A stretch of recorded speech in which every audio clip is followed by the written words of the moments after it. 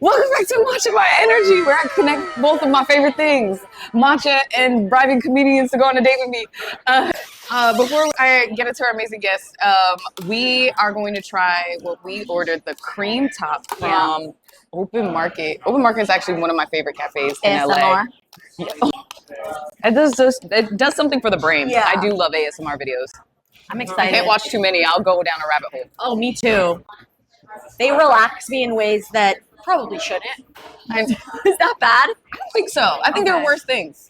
There are worse things. Okay, we're gonna do first impressions, first tries, first tries. Cheers. Really good. Is the cream a little salty?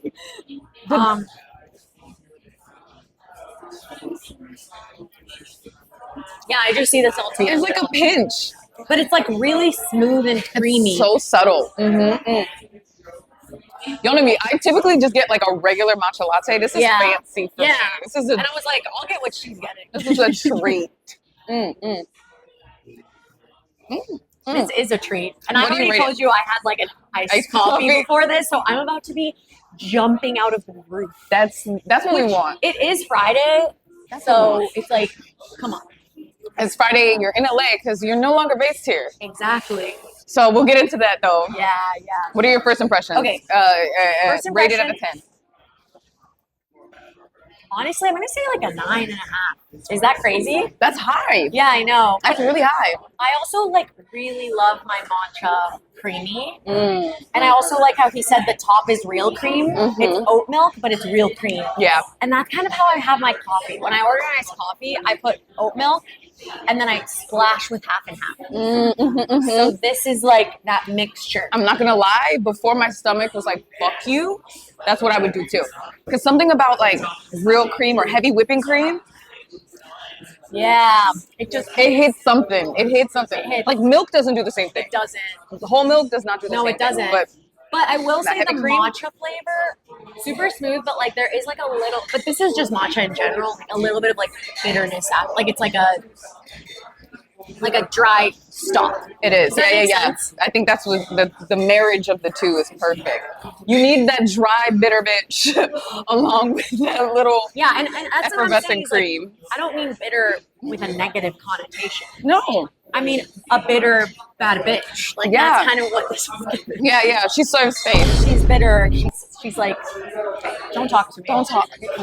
But then when you approach her, she's like the nicest person. She's a sweetheart. She's a sweetheart. She's a cupcake. Yeah, exactly. I feel like matcha literally has like a resting bitch face. Yeah. But then she's like, stop. That's such a good, that was a good analysis. Yeah. 9 out of 10. That's really high. Okay. So I'm going to introduce our guest, our amazing, the hilarious. She's a podcaster, hilarious stand-up comedian who does comedy in multiple languages at that. It's Issa Medina. Hello. Hi. Thanks for having me. I'm so gassed. Also could not afford Issa Rae, so one less S, one less dollar sign. Actually, one less S for Issa Medina, 10 less dollar signs. But Issa Rae is goals. I know, for us all, right? Yeah. Like, how do we get there? She brought the name Issa to the forefront. And I love that. For the legacy for Issa is like, it's insane. Sheer. Yeah. But it's like you always have to have something to reach to. It's good to have big shoes to fill. Yeah. You know? Amazing. You're back in LA for a little bit. Yeah. Because we actually met out here and you moved to NYC. Yeah. And you're from NYC. I'm from NYC. Moved here. The cross, honestly, because everything in between is like, fuck it. Yeah. Blurry as hell. Between New York and LA, nothing matters. No. Where are you originally from? I'm from the DC suburbs, actually. Oh, cool. Okay, so you're no stranger to the East Coast. So I'm East Coast, but I grew up in Northern Virginia. Yeah. So just outside DC. Okay. And I feel like I really liked it. I mean, it was like a really basic, like suburban upbringing, but I was so close to the city. So like I would go in as much as I could just to like have those like child-like experiences pretending I lived there. Yeah.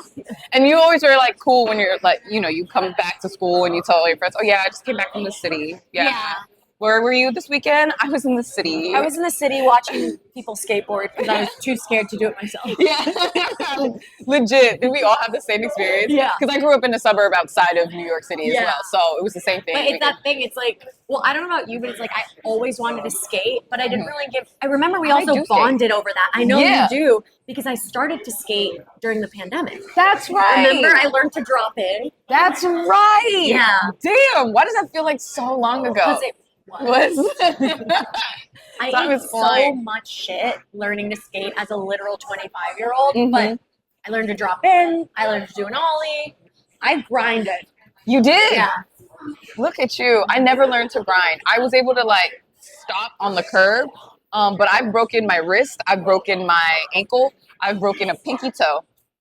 That makes sense. And I feel like it kind of makes sense because I was like the most depressed without knowing I'd ever been during the pandemic.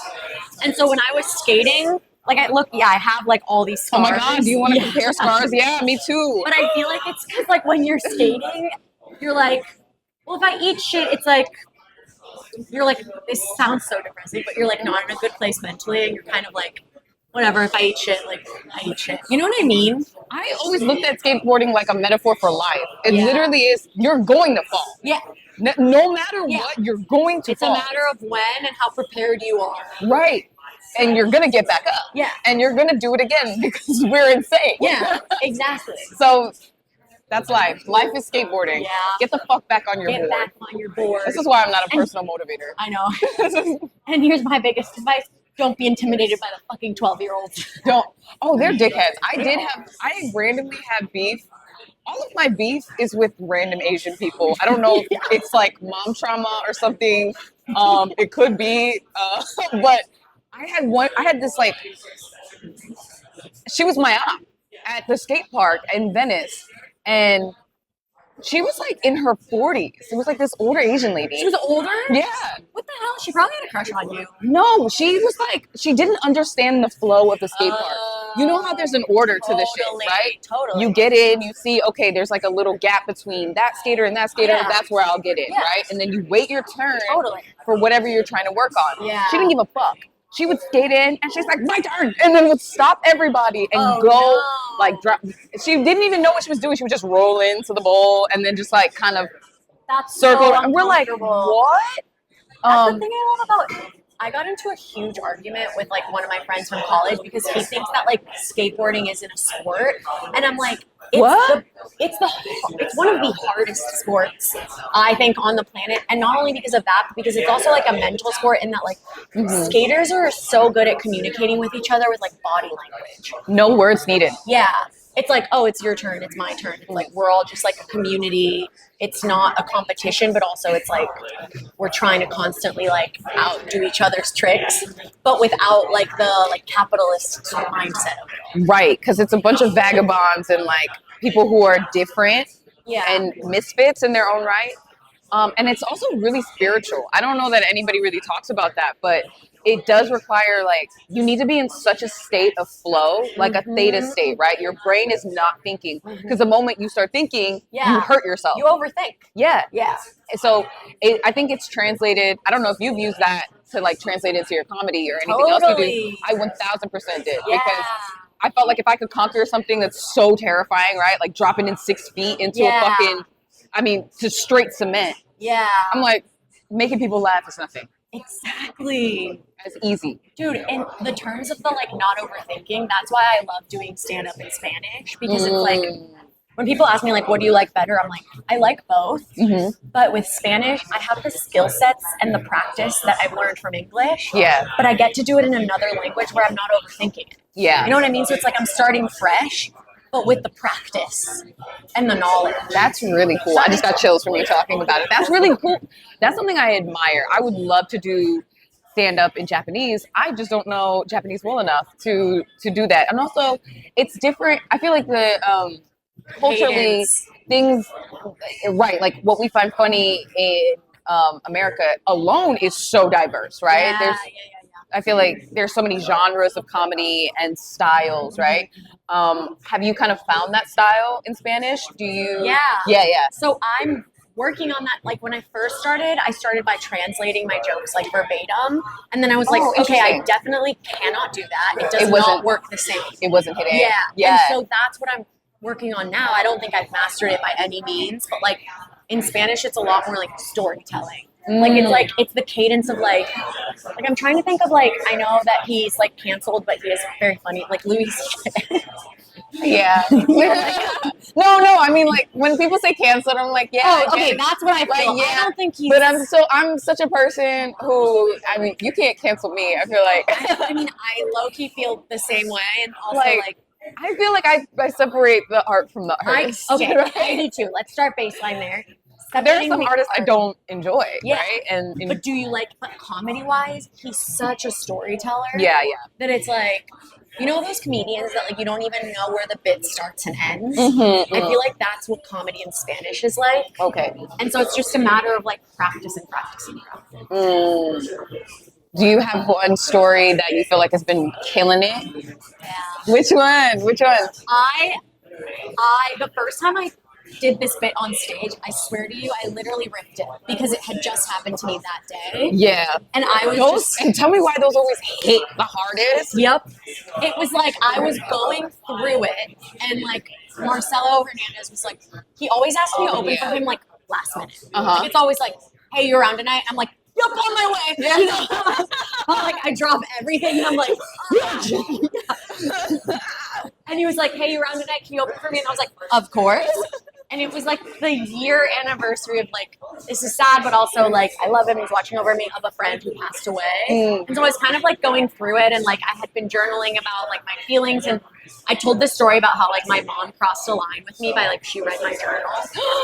And yeah, and she like got really concerned about me. And like, so I have this joke where I said it on stage, and I was like, my mom read my journal and I wrote that I wanted to kill myself, but I was like, it was a joke. Like, I'm like, obviously it was a joke between like me and God.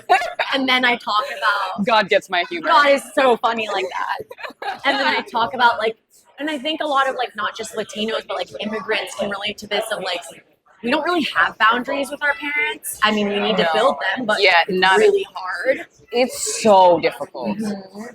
And that's what that's the premise of that and so joke. the premise of the joke is that like I was trying to build boundaries with my mom, so I didn't talk to her for like a couple days, and she called the police because she was like, I thought you were kidnapped. And then so instead of like talking to her every day. Oh my God. Why are immigrant parents so dramatic? Yeah.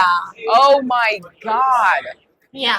And Because so the police, no, like it's so extra. we needed to get 12 involved. I know. What? And it's also like so Colombian. Like, what did you think that like the cartel kidnapped me? Like, why are we doing this? Like, We're safe. Yeah. We're safe. yeah. So my solution to that, and I talk about it in the bit, but was about like I just now share my location with my mom at all times, and she just like sits in bed and she watches it like a TV show. This is my favorite show. Yeah. She's like, oh, I love this. how'd you get to Manhattan so fast? City bike. And she's like, I love it. So I talked so about funny. that moment on stage, and it really came together. Yeah. Oh, that's really amazing. Did your parents immigrate? Yeah, I did too. You did? Yeah, so I was born in Colombia, and we all moved to America when I was 7. Oh, shit. Yeah. So you've had because those are your formative years. Okay. What was that transition like at Well, it 7? was crazy because we left Colombia when I was 4, but then we lived in Bolivia, which is so random. So random. But then when we moved to America, I had a Bolivian accent You did? in Spanish. What does that sound like? Well, I don't know now. Oh, no? Yeah. But it's like all my cousins made fun of me because I literally had like a Bolivian accent. But when I moved to America, I learned English so quickly because when you're 7, you just get like thrown into a culture and like your brain is a sponge. Yeah. So I immediately was just like, Also, are you neurodivergent? I think so, but I don't I think take you are anything. too. Other than Prozac. This is not meant to diagnose No, anybody. it's okay. My sister is. I'm like, I and know my I am. dad is for sure, like, which we realized way later in life because my parents own a business together. Okay. And my whole life it's been my mom trying to like get my dad to be like, focus, you know, like we need to build the business. But my sisters for sure neurodivergent. Like my parents didn't like believe in medication until just a couple of years ago. No, that's not a thing. Yeah. Are they boomers? They're Gen X? I guess. I don't know what they're like 60 to 64. So they're boomers. Yeah. So same. Yeah. My mom does not believe in therapy, doesn't believe in medication, nothing. Yeah. She's just raw dogging life. And no. I'm like, you have trauma you need to work on immediately. So that's why setting those boundaries are like impossible. Yeah. Because this person doesn't even realize that they need them. Exactly. They're like, what boundaries? I'm writing a new bit now in Spanish where I'm like, I feel like the reason immigrants are like so against boundaries is because crossing them is how they made their dreams come true. Like literal borders. Like they literally crossed borders to make their dreams come true. And they're like, why wouldn't I knock down every boundary in my way? Right. Right. They're like, yeah, that's how I got here. Yeah. You're like, why are you locking your door? Open the door. We don't lock doors in this house. They take the door. Yeah. That's so fucking true. Damn. So now you're in New York City. Now you're that's really cool. You're opening for Marcel. I didn't even know that. Yeah. He's on SNL. Very, very funny comedian. So funny. I feel and like you think you would be like, oh, he's already so funny in English. How could he be funnier in Spanish? He is. He is. Yeah. He's so good. Yeah. Yeah. That's so fucking sick, man. Like I look at comedians like that. That's like, it feels like it's our, just like a generation above or like around us. I think one thing that I noticed is really cool, especially in the Latino community, is that there's so much support for one another that not every community has. Like I know particularly for Black comedians, I know some Black comedians that will not, like if there's a Black male, some of them, and it's not always like this, but some of them will not hire another Black guy to open up for them. And I'm like, damn, that sucks. Like, but dude, it's actually, I would say it's kind of similar in the Spanish community. Is it? For English stand-up. Okay. In the Latino community, the most support I've received from the Latino community is when I switched to Spanish. Really? That is really where we like build each other up because we're all trying to just like get eyes on it. Oh wow! But in English, it's really hard. It's really hard to get Latinos to like open for each other because they're like, it's that thing of like they want to be the star minority, right? Yeah. So that's crazy that it actually does exist across the board because I didn't even really notice that existed until I needed somebody to open for me out of town, and somebody was like, "Oh, bring such and such," and this girl has like some similar, definitely not the same, but some similar background, right? Yeah. Where she's got some like Asian, Black, mixed heritage. Yeah. And they're like, the person who recommended, they were like, oh, I don't know, because you guys are so similar. And I was like, huh? And I knew this other comics material, and I was like, we're not that similar, A, and B, actually, I feel like it helps me. Totally. I'm like, if my opener is similar to me, I don't have to do as much explaining, and I can just have fun. You're building on, that's what I started to notice too, is like I book for my New York shows comics on my show that I feel like have a similar vibe to me because it's like we're curating a vibe. That's so true. This is an experience beyond anything else. Yeah. And so if it feels cohesive, it's like, oh yeah, the audience feels like they're getting an experience they can't get anywhere else. I also feel like it's diminishing to say that because you have like similar backgrounds, you aren't capable of having unique voices. Like you're your own person, no matter like what your background is. And so it's like you have your stories to tell. A word. You know what I'm saying? A word. Get us the fuck together. This is why women need to be in charge. Don't give me more caffeine. She's so locked in right now. Fuck, I forgot to put on deodorant. I'm sorry. I just realized that. I'm crying. I can't smell it, so. Okay, good. She's not musty, if you were wondering. I showered this morning, even if it doesn't look like it. So now you're in New York. Sorry, so we've jumped all over the place. You're in New York. What are some of the craziest things that's happened to you in that time? You've been there now for how long? Year and a half. Year and a half. Yeah, so it is pretty recent. Yeah. Okay, so in the last year and a half, we'll start with the biggest lesson that you've learned because it is a different environment. It's a different beast than Los Angeles. Totally. So what was the biggest lesson that you've learned? That's hard. Okay, I'm going to get real for a second. Let's get fucking real. I'm going to get real. And if you know me, look away.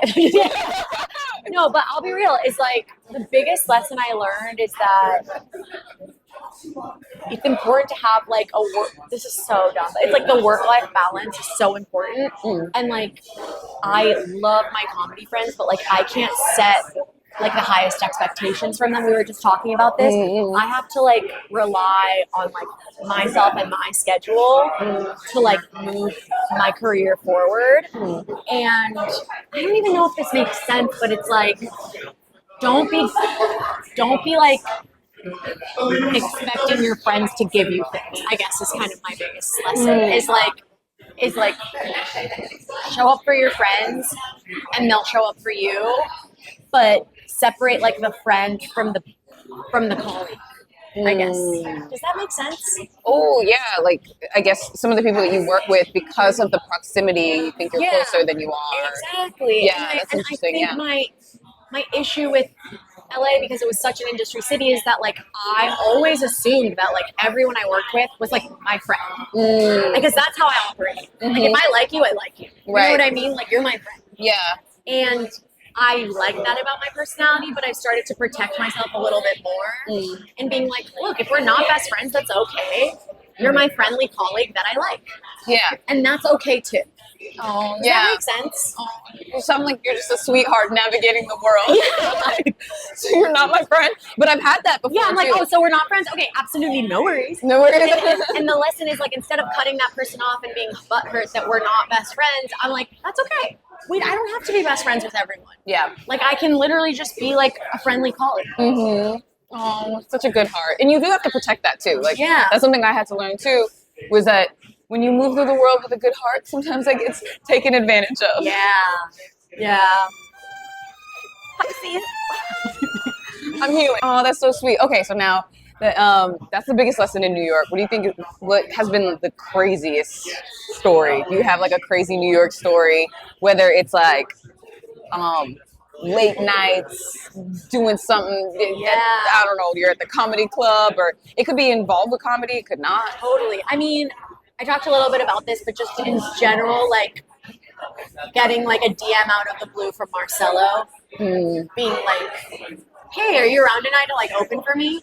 And then he like loves to go out, and then we just like go clubbing after with like all his friends. Oh yeah. Like, awesome. Oh, that is very New York. And like a couple, I guess, SNL cast members were like there, and I was just like, absolutely, very cool. That is lit. That is like a New York ass story. I remember like we would go out to, I don't think Up and Down's still around anymore, but we would go to Up and Down, or we would go to La Bay.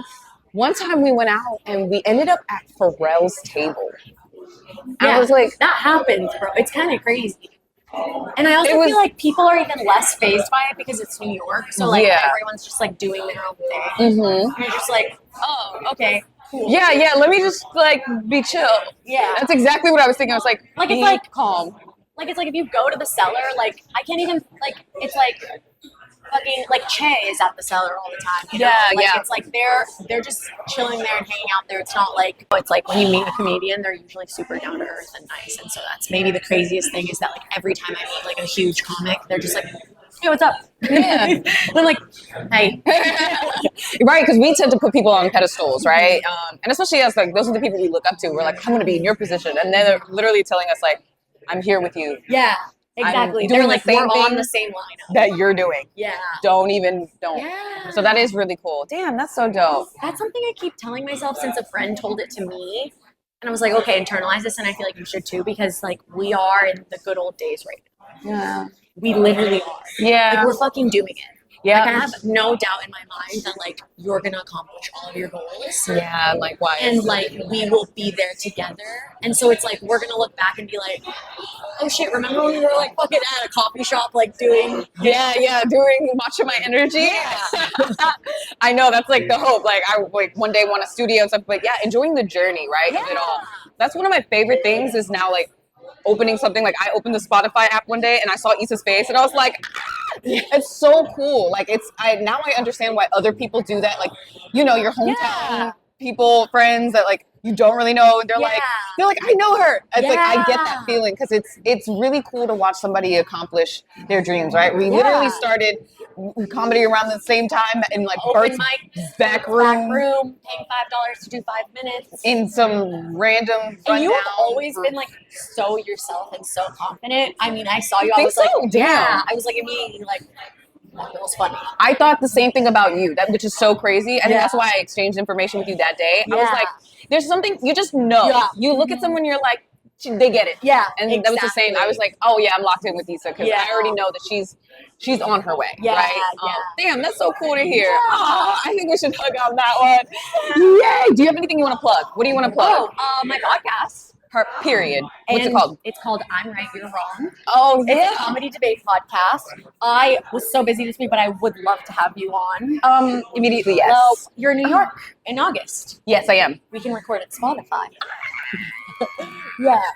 That's so cool. I've been And- subscribed since I was a jit. Yeah. It's so it's a comedy debate podcast where you bring on a topic and a hot take and you debate it for a minute and then I debate the opposite whether I agree with it or not. Oh, nice. Yeah.